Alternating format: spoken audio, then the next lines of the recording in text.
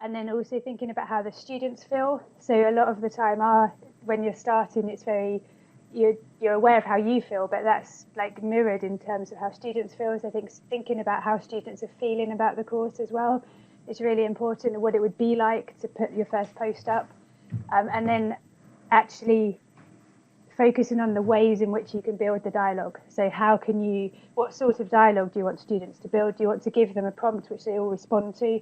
One of the best ones that I saw in a discussion board was someone had put up a post about banning cowpole, and there was lots of responses.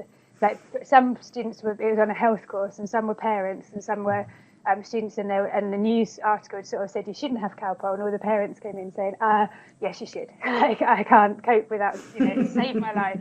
And so how do you create those sort of moments where you can really engage students? And I think the way in which you structure dialogue is worth considering from that point of view. The discussion forums are an interesting one. What I found as a student, an online student, and as an online tutor, is that generally you need to weave the discussion board activities into some form of continuous assessment. So it could be a very small number of marks, but having it integrated within the assessment means that they're more likely to engage.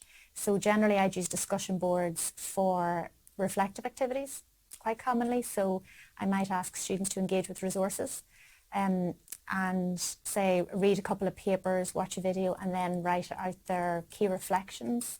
Or most recently, one of the exercises I've asked students to do is reflect on their own academic practice and the impact of digital technologies on their academic practice. And then students are asked to post up their reflections to the discussion board. They're generally not allowed to see anybody else's reflection until they've posted their own. And then they are asked to peer review or comment on somebody else's reflection. So you're getting the conversation started, but it's formally woven into the summative assessment for the module so that there is some credit for it and there's a motivation for doing it.